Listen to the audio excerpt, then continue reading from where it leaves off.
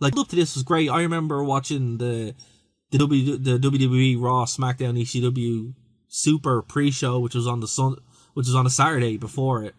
That was cool. Never seen that before. Hyping up for ECW, which we didn't know what it would become.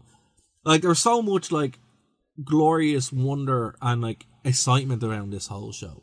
And that was kind of captured not only in like the most famous wrestling sign of all time, which is in bad taste now, but again, like riots weren't really a thing in 2006. So, you know, the threat of them was actually a thing. And obviously wrestling fans don't riot because, you know, we're wrestling fans. We just continue watching anyway. It's just what happens. But yeah, that was the biggest, most famous wrestling sign of all time. Still is, probably. And yeah, the legacy of it is just incredible. Like, it's one of those shows that when you look back, you're saying this is a moment. RVD winning not only the WWE title, but then what will become the ECW title. Huge. Unexpected. And completely out of this world. But before we get into that, yes, what I really like, actually, there's great. I want to give a shout out to a YouTube channel called V Infuso. Really like V Infuso. His stuff is great. He's one of the best YouTube channels you don't know about, so look him up. I think he did something on this a while ago, but check him out. Rey Mysterio versus Sabu. This was a match I remember being horribly disappointed in, but also I couldn't believe it was happening. Sabu was actually in the world title picture. You know, yeah, this match really upset me. Well, the ending upset me. Yeah, like it upset me greatly as a kid, and now I'm like, this is so cheap. This is Sabu. The man glued his arm back together in a match. God. Like, come on, it doesn't make any sense. But the match itself was actually pretty good. I tell you, that chair shot that Ray took, holy Christ, like completely unprotected, like just nothing, just wham, unbelievable.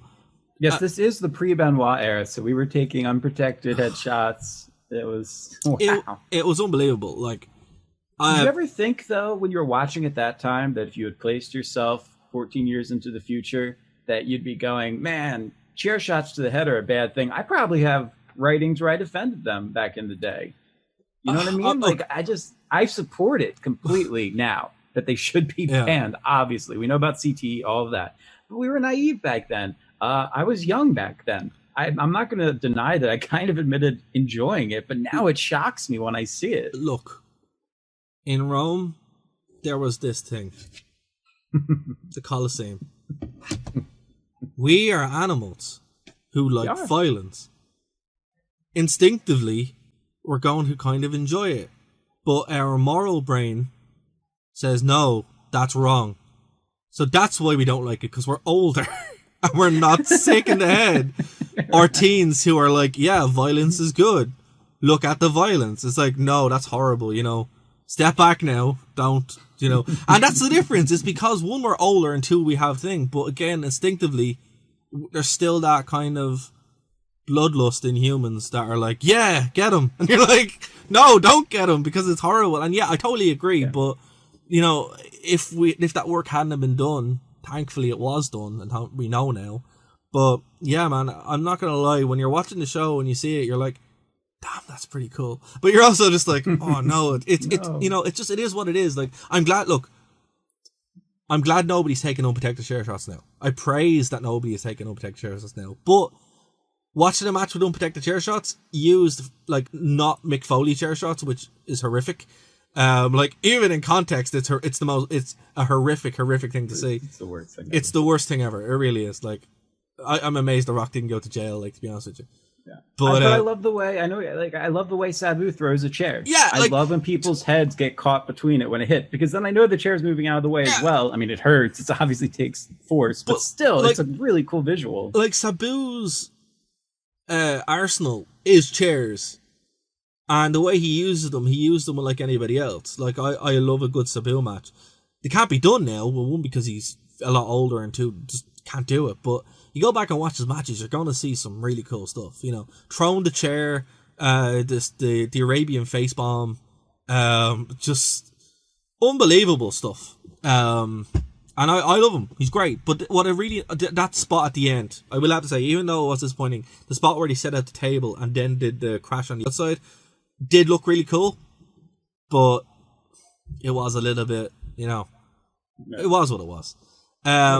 It was just we wanted to go a bit longer. Yeah. Oh, you know, we didn't mention that just very quickly, that Panama Sunrise onto the ECW chairs. I'm calling them the ECW chairs because the Undisputed Era threw them into the match during the takeover. That was a cool spot. Yeah. This kind of reminded me of it. But yeah, who would have thought WWE would allow a Canadian destroyer, let alone a Canadian destroyer on chairs? Oh, when that spot happened, I was like, that is effing cool. It's unbelievably cool. It looks so dangerous. Good. Yeah, I know it's dangerous, but I'm like, it's so cool looking.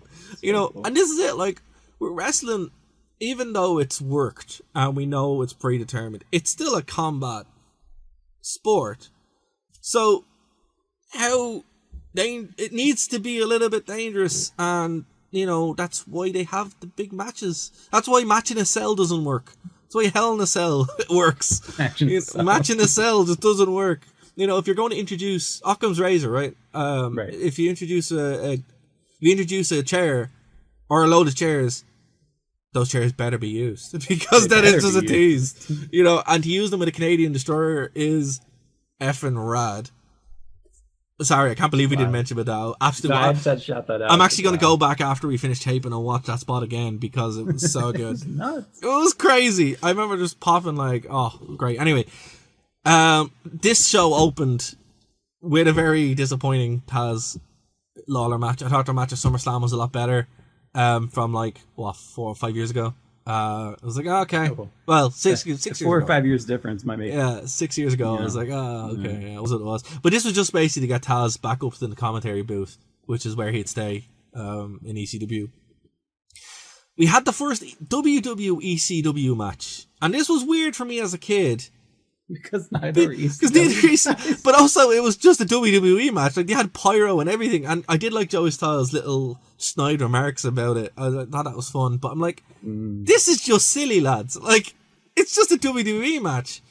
But Randy Orton got, like, horrifically taunted and booed by everybody in the arena.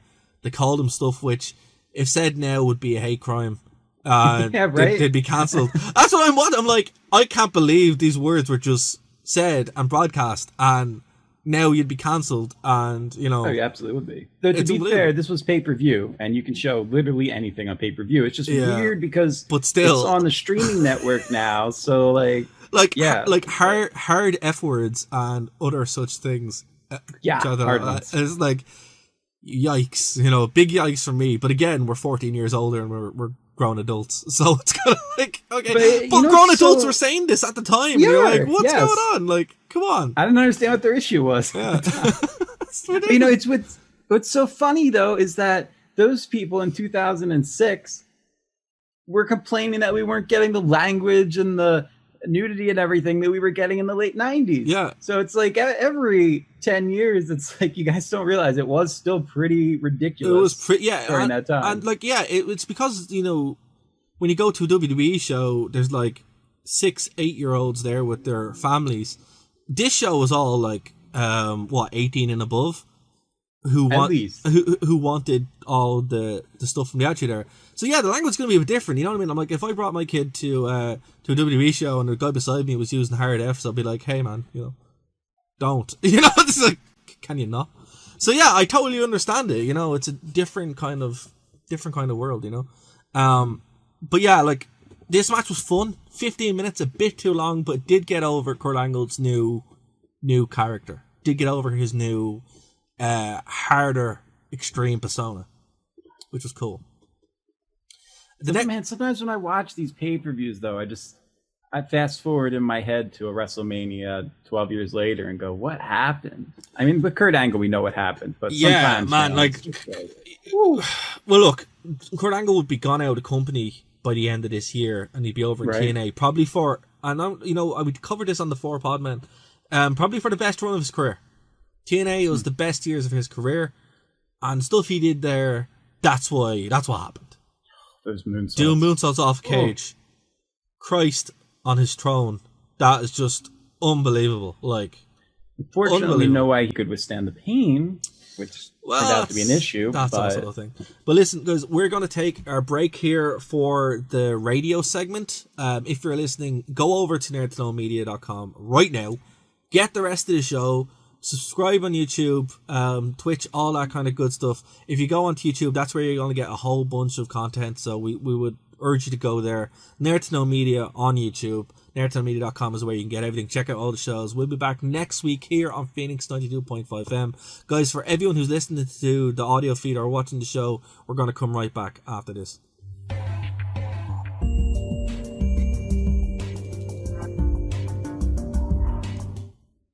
And we're back here on the stream. I'm going to get some ads to play. What a long break that was. What a long break that was. What a long break. It's funny because on the actual audio segment, I actually do put in ads, but I need to get some for the stream. So we'll do that. But if you guys are sticking with us into overtime, you are watching on some other platforms. So seriously, I'll love you if you subscribe. Yeah, look, this is fun because, as I said, we were covering wrestling for about 10, 15 years where it wasn't fun and all we wanted to do was we weren't laughing this much, trust us. It was just like, what's it? Brent's like, Darragh, everything you go to is just, talk about TNA and that would be your red point for everything. I'm like, of course it was. That's what I was working for. It's like, it was just what I was watching the whole time. But with WWE, it was just like, ugh. But actually being able to go back and watch this now and enjoy this stuff again is just an absolute privilege. So everyone, thank you for watching the show and for joining us as well.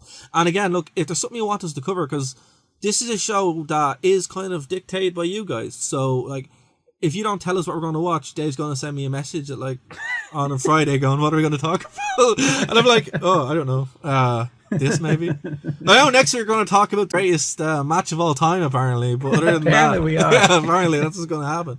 But, I mean, how can we not? It's going to be earth shattering. It has to. It has to. That's my expectation. I don't know about you, man. I fully expect there to be a cataclysm.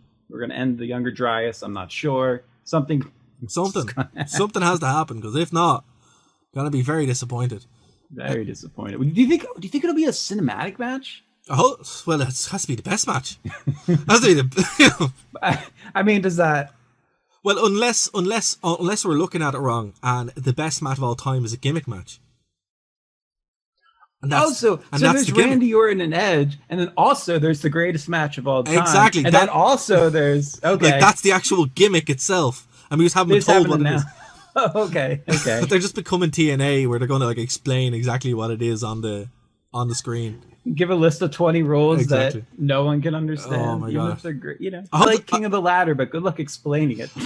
Look, King of the Mountain match I will defend, because I love King of the Mountain match. Yeah. But the Last Rites match? Oh, dude, penalty boxes are so hard to keep track of. Yeah, it's and you have to pin somebody before you can what? No, you have to pin someone before you're activated, and it's like. Yeah. So what are you talking about? What are you doing? It's overbooked. Somebody was playing the video game, was like, okay, now you've got your finisher unlocked. Now you're good to go. It's like now you have the little icon that you can, Yeah. But actually, what we should do, if we run out of fun WWE stuff, we might look at crazy TNA stuff eventually. If there's an audience for it, because I'm trying to figure out a way how we won't. True. I'm trying to figure out a way how we won't get like watch-alongs and stuff are okay to do, but it's kind of risky with copyright, so we'll just see. We'll just see. We might go back. Let us know if you want to see some TNA stuff. Let us know in the comments below. But yeah, getting back to this, right? So there was a Balls Mahoney Tanaka match. Not a good match. Balls didn't look very good. No, but Tanaka. This was the shortest real match on the card. Yeah. And you expected great things out of a guy like Tanaka. Well, look, the year before we had Mike Awesome's match with Tanaka, which wasn't the best Mike Awesome Tanaka match. That is Heatwave 98, I think. Well, that's the one that we'd always watch as kids. We're like, hey. Right. I remember going over to my friend Chris's house, and he'd be like, hey, bro, do you want to watch this? I'm like, what is it? This is crazy. And we'd watch Heatwave 98. Just, crazy. So that would kind of always be the one that, in my circle, we'd be like, this is the best Tanaka match with Mike Awesome. And the one they got in One Night Stand 2005 was pretty good, but wasn't the best one. This was very disappointing. And what I will say is this pay-per-view, it had some elements in it that should have foretold that it's not going to be fully what we expect it to be. This was definitely, well, first, rest in peace to Mike Awesome. Oh, yeah, Did I for get sure. it right this week? You did get it right. You did. Yeah, okay, because you thought you were still alive for some reason. Yep. Like, I know. Did you have to go there? I have to slide it in. I have to bring it up. If you hadn't brought it up, I would have yeah. forgot. But, you know, Dave Stevens, former reviewer of Raw for years, didn't know Mike Awesome was dead. Sorry. But, sorry, Dave. I had to. You just had to rub that in. I did. Yeah, I had to. Great. I'm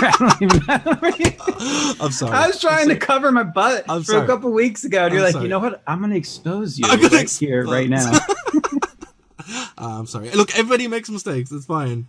It's fine. Yeah, nobody's perfect, as Miley Cyrus would sing. No. That's a whopper tune, though, to be fair. Miley Cyrus, man.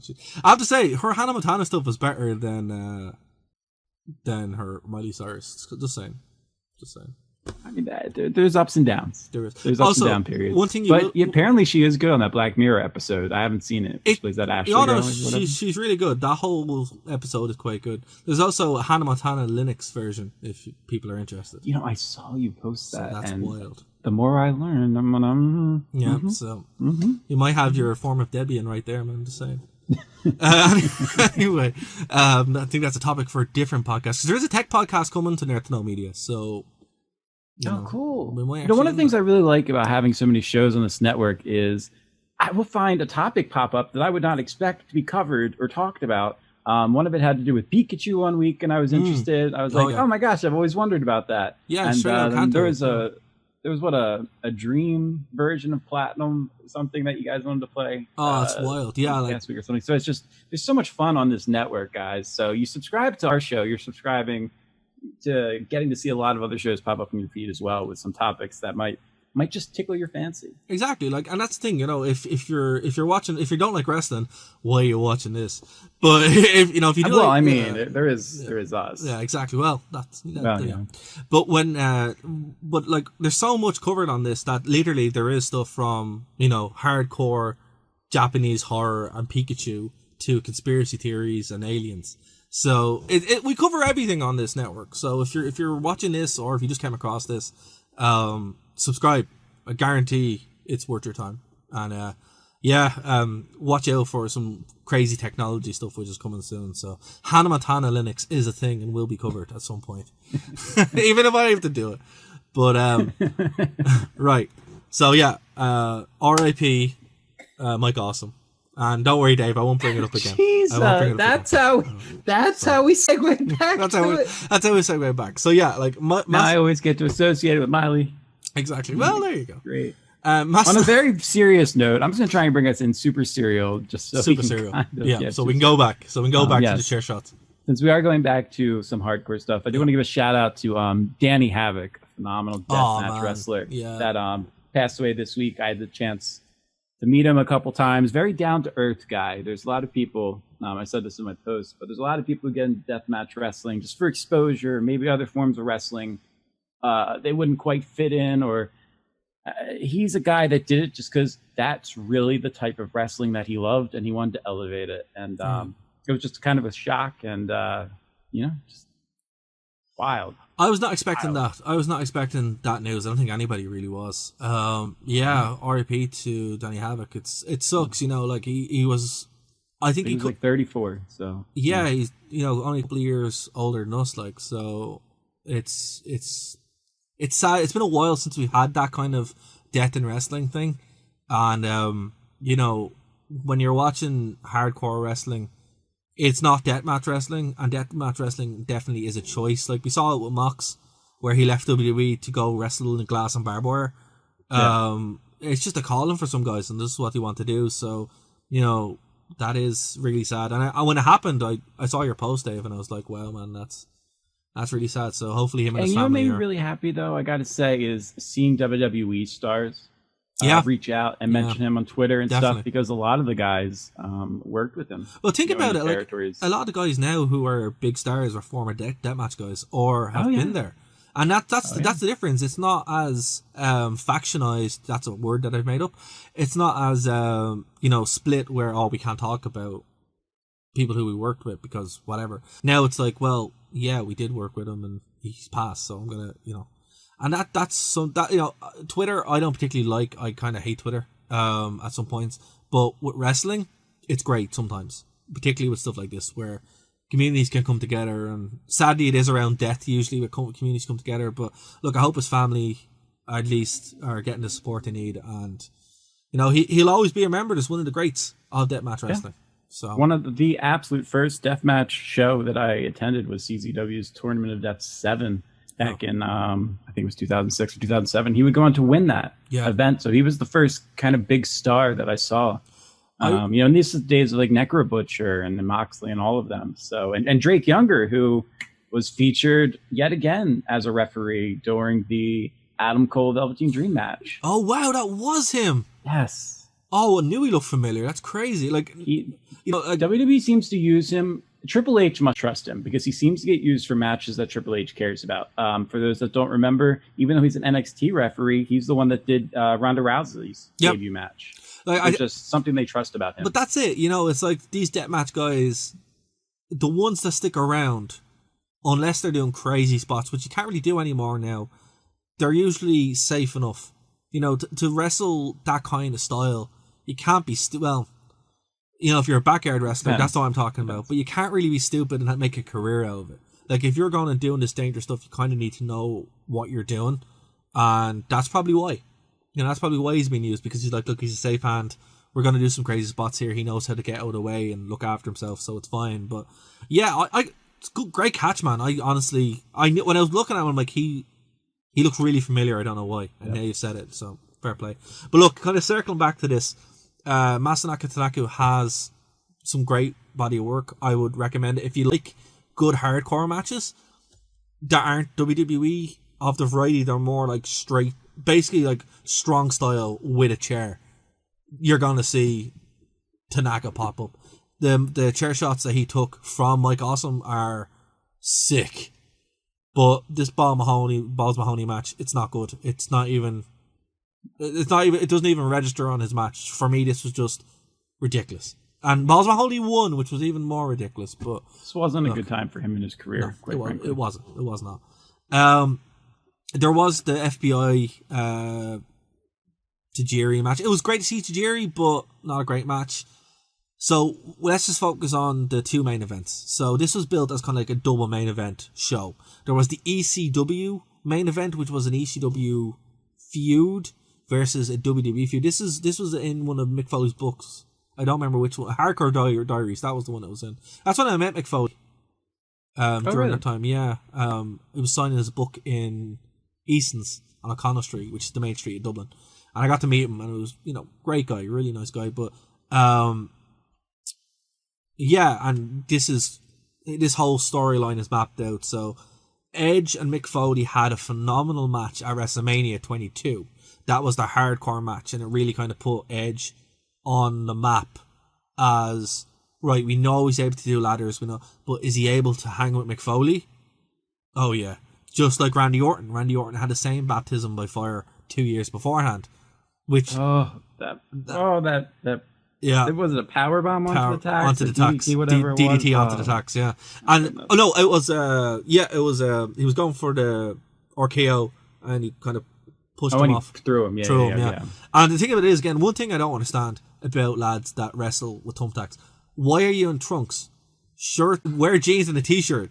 Don't be stupid. I can tell you why. No, I know why, but I'm just, every time I'm watching it, I'm like, oh my god, this is going to end bad. Like, obviously it's for impact, but also so tacks don't get stuck in your shirt and all that kind of stuff. But it's also because if you want to go out to an indie show for that type of match wearing a shirt, you're going to get plenty of hard Fs dropped your way by the crowd. Oh, really? You take it off. Oh, no way, really? It is not respected. Oh, right. Well, fair. They want to see if you're in a match that has barbed wire or thumbtacks. They want to see the blood. They want to see the punishment. Yeah, they want blood. Wow. Okay. You see what I said? I go back to my statement. It's true. We are no better than the Romans. We are no better than the Romans. Oh wow, that makes way more. Well, it makes sense. I suppose it makes sense there. But why in WWE? Do you think this was just a backstage thing where Orton was like, "I want to show how tough I am"? Say that again. Did you think this was a similar kind of thing where Orton did that to show how tough he was? Oh yeah, absolutely. I think it was. Okay.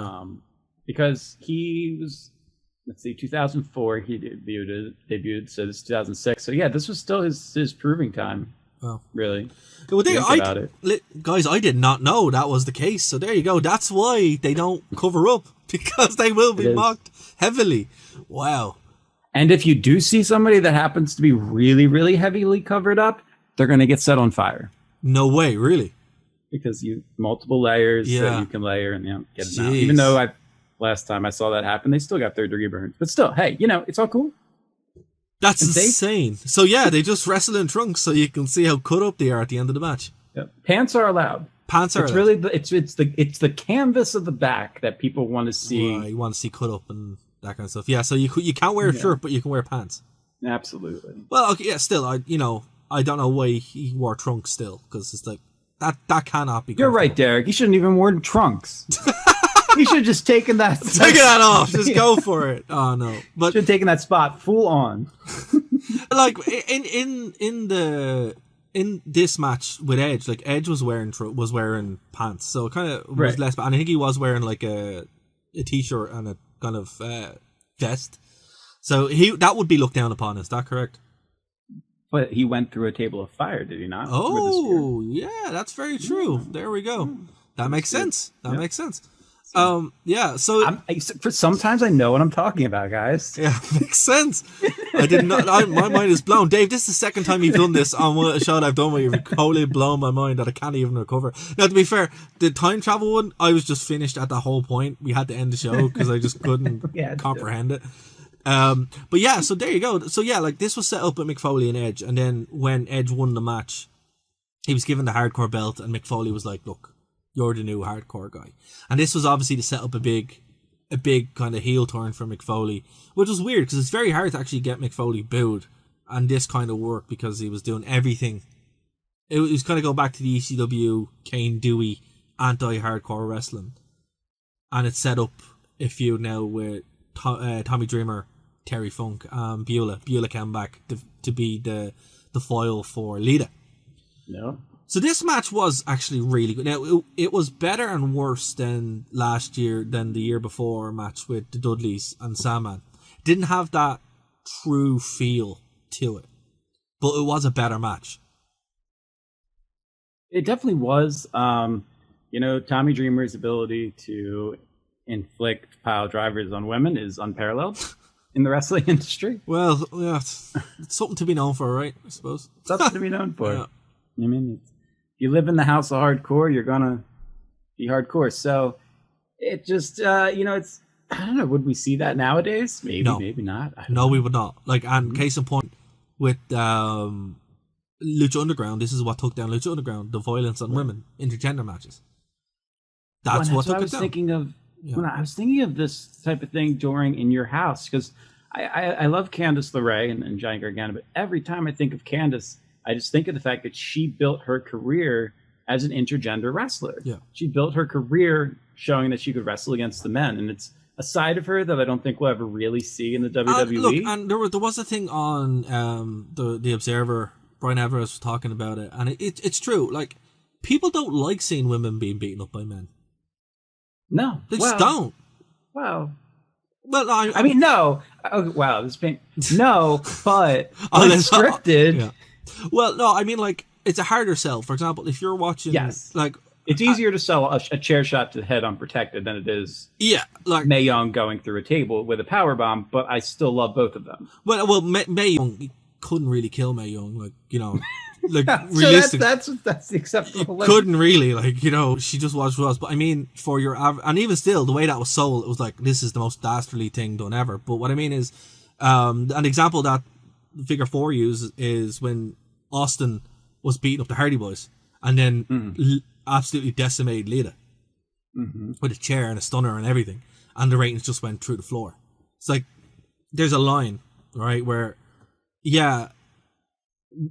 competitive matches with women, totally fine, intergender matches are fine, but when it's absolutely brutalizing, it's like somewhere that triggers that innate response where you're like, yeah, no, this isn't You know, It's just uncomfortable. it's uncomfortable. Watch. Exactly, and that's the difference. You know, I think there's a huge difference between a spot and a beatdown. exactly, and that's what that match in Lucha Underground was. It was a beatdown for 20 minutes.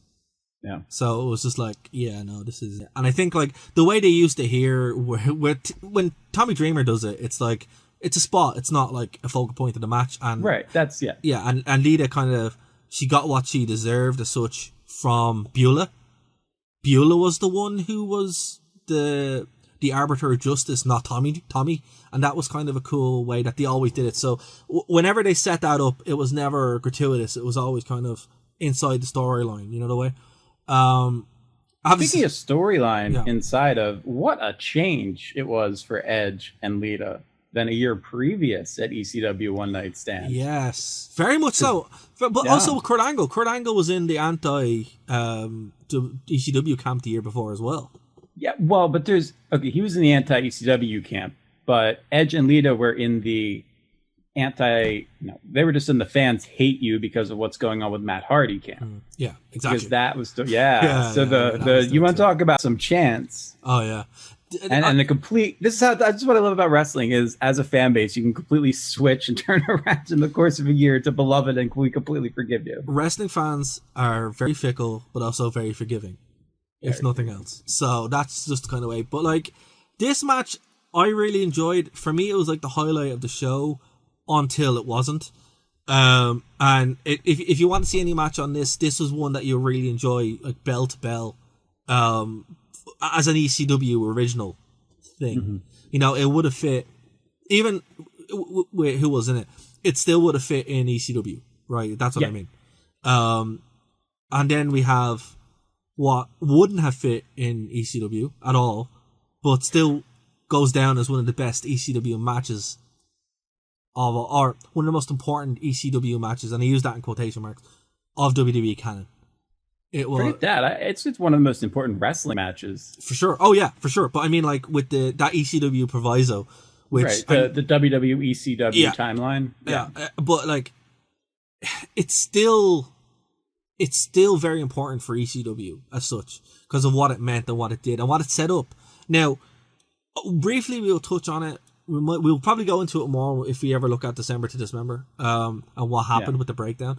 But all things going well, this would have launched ECW into a new wave. It would have pretty much become NXT with Punk at its focal point, with RVD leading that charge.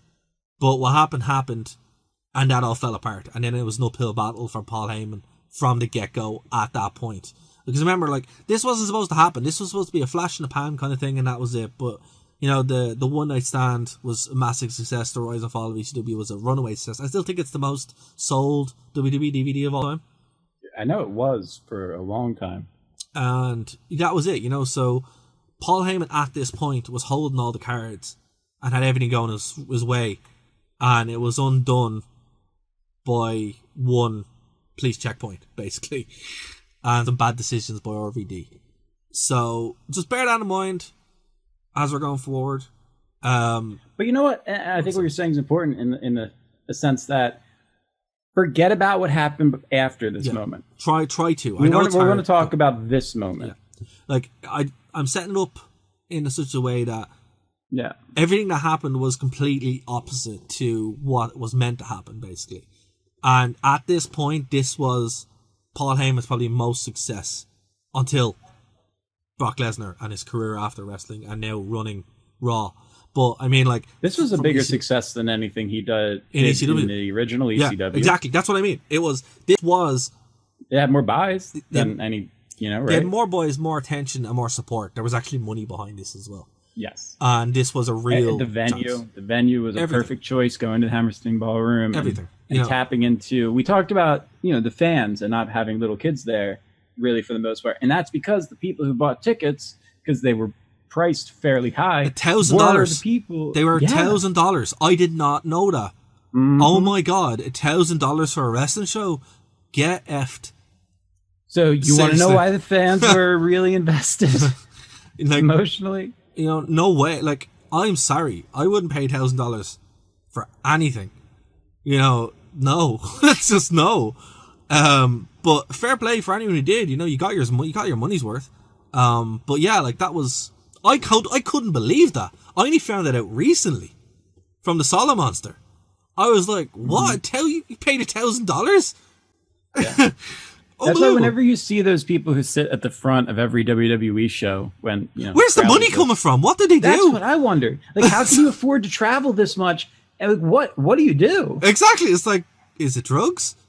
Are you? Because is that why you're traveling so much? That's what it has to be. Person who shows up at every wrestling event, because I don't know what you do. It's like, there's no way.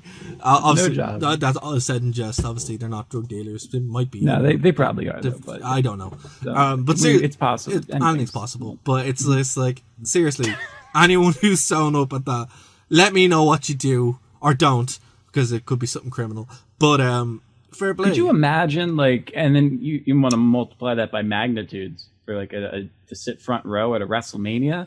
Like, yes, would that be a once in a lifetime experience? But would it be worth it? I don't know. Like, maybe. I don't know. Like, okay, look, I don't know. This being at this show would be one of the kind of things where it's like, oh yeah, look, it's probably worth it. For what it was, particularly based on last year, the year before. Right. It probably would have been like, well, look, this is probably not going to happen again, and it didn't. This was the last time we'd get this presentation of ECW on a pay-per-view. I know they did a couple of their early shows on Sci-Fi from Hammerstein Ballroom, and to be fair, they probably should have just kept that. They should go back if they can. I don't know if it's still there or not. I think it is, but they should actually be able to go back and do a show. I think when they moved. No, I've been paying attention to what people have been doing this week. Couldn't tell you if it's still there, Derek. I don't know. You're closer to it than I am. That's the truth of it. But yeah, like based on this week, it might not be there anymore. It's but if it is still there, this is Derek's Mike Oslo moment. If it's I don't know, guys. Look, I live in Ireland. All right, we don't know. We're just a bunch of leprechauns. Okay, we just look over and go, America's crazy and scary. We're staying away. And I should be there now, like in like 12 days, which is unbelievable. But yeah, look, if it is still there, they should use it again. That's my point. Where they should be actually, because this had a different feel than everything else. This was like one of those amazing shows that felt completely, and even in WWE games, they bring it back. In that what's the real like low rent one that you end up wrestling for? BCW or something? Yeah, I think it is BCW, and like you wrestle in the Hammerstein Ballroom and they make a big thing out of it. Are you talking about currently? No, in the actual games itself. In 2K, in the games. Yeah, I think it is BCW. Yeah, in 2K19 you unlock Hammerstein Ballroom because you wrestle there and you make a big song and dance out of it. So obviously it's still something that is ingrained in WWE lore. And I don't know why they've never gone back to it. Recently, anyway. Well, the good news is good news, everybody. It's still open. It's still open. It's not burnt down. Still open. Thankfully. No. Good. I mean, it's not open currently, but it's open. It's still there. It's still standing. It exists. It's still used, so but not currently. But yeah, look, WWE, go back to it. When this lockdown... Really, what's important to know about it is that it's where 30 Seconds to Mars played their 300th sold-out world record show on December 7th, 2011. So that's crazy. That's crazy.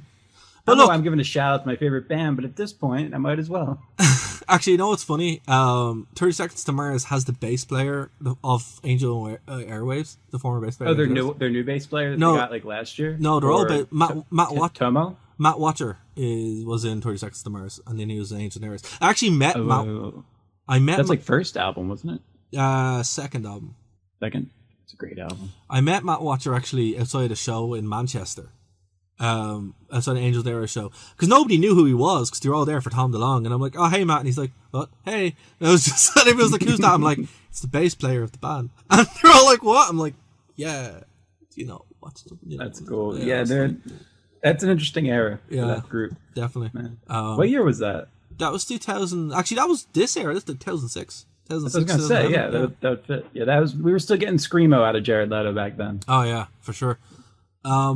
But yeah, so look, I want this. I would want this every year, and it's basically what we went back to in your house, where it was a different feel. It presented a different feel. and actually made the show feel important. So the minute you saw, you know, the pan coming in, you're like, okay, we're here. This is not WWE. And that was important to set up this match. They were like, this is not WWE. This is, you know, to Paul Heyman, it's ECW, right? That was a promo kind of thing. And yeah, you're only talking about 3,000 or so people. Exactly. So exactly. So it was a really intimate feel, and it was, you know, perfect.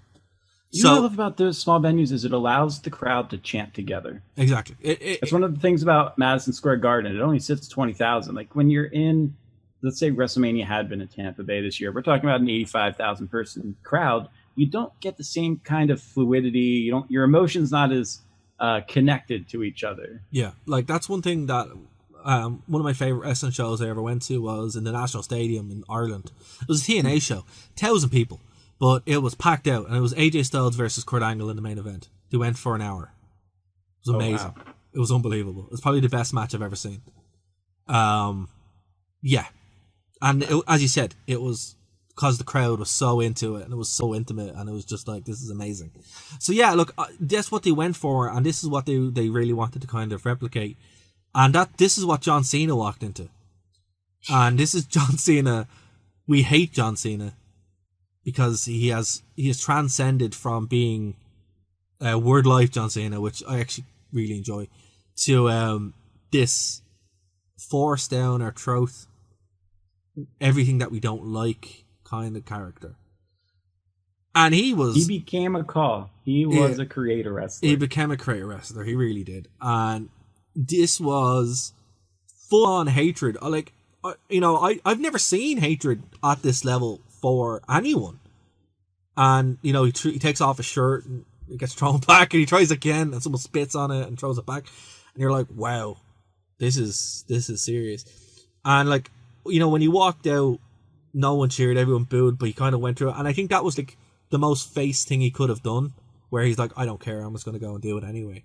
So I loved the head down, just walking straight to the ring, not slapping any hands. It was as heel Cena as we get to see Cena. It was heel Cena, but not really. It was more kind of like anti-heel, where he's like, look, I'm just going to go in and kick ass.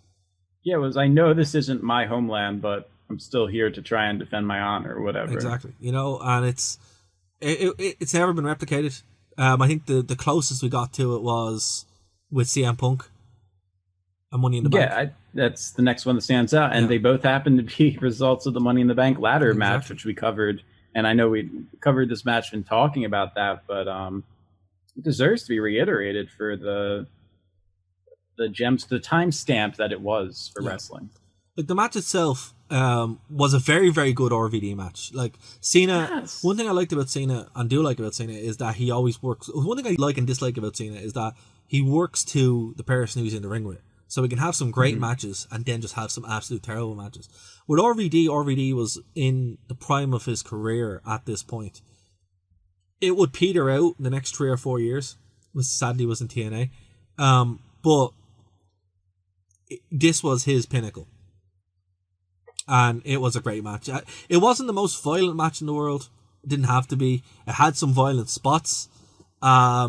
But it served its job, you know. For the first 10 minutes, it was a very, very competitive match. Then we start getting schlock, basically. And the ending, obviously, it was John Cena at the table. Some guy comes in wearing a mask, like a biker's helmet, spears John Cena. It's Edge, which nobody expected. No, especially not because he already wrestled earlier in the night. Still don't understand why. I don't know why that was. I have no idea. Like that, it still makes no sense why it happened. Nick Patrick came out to the ring, was there as well, which was weird to see Nick Patrick. And yeah, Spears RVD rolls back in. Paul Heyman runs out 1, 2, 3, counts the match. RVD is it's legit. Your WWE and ECW champion, as you can see in Dave's background image there. What I like about it is it's like, you know, you have the Sandman in the back and just incredible, and then his big mallet head is just standing there like Big Show. Like, there's some RVD for you. There you go. But the thing about the Big Show is it's like he had only just defected to ECW like the night before. So it's like, yeah, we're kicking off this whole new event and it's going to be proper hardcore ECW. Big Show. Okay. Like, this is already has some bad elements in it. You know what, though? It honestly revived the careers of Big Show and Mark Henry. It did. For me. Oh, yeah. Honestly. Well, Mark Henry would go and have his Hall of Pain pretty much a couple of years after this. Right. So but I think if he had not been sent to the ECW and gotten some screen time, he might have never been seen for having a new character like that. One of the things I absolutely loved during this match, and we were talking about with the whole fan interaction thing, is the way the fans were so on Cena, and they were doing, as you would get with Punk later, they were doing the "You can't wrestle" chants, and he would respond to that by doing a wrestling move. Yes. And then the fans will respond to that with a "You still suck." Yeah, like there's good actually there is a good exchange in that where there's the "You can't wrestle" and then there's a wrestling exchange and everyone just stops and goes, "You still suck." And it's like, this is brilliant. It's actually fantastic. Like, it's really, really good. And it's one thing that, like, sadly the next 2 or 3 years there would be none of that because it was just a Cena what's the word I'm looking for? Promo vehicle? Or even bulldozing, because there was nobody to be able to have that level until Punk came along, where he's like, all right, you know, we're gonna and then you got some of the best matches of both their career, where Punk and Cena would have absolute barn burners. So it's just one of Pile Driver on Monday Night Raw. A Pile Driver, which is, I think they were the only two guys who were able to do that at that point. I'm sure they both still got fined for it. Oh yeah, most definitely. But they were still like, we're just going to do what we want, and they're able to. And fair play, like Punk knew he was gone shortly. So but even still, we've seen this again this year with Cena's commitment to the Firefly Funhouse match, where he was the one running a lot of these spots and running a lot of these elements. And it's a shame, you know. It's like, as somebody who was very hard on John Cena, it's like at the time, what else could they have done but what they were given? There wasn't really that. Like, AJ Styles should have been in WWE years ago. But he wasn't. He was in TNA.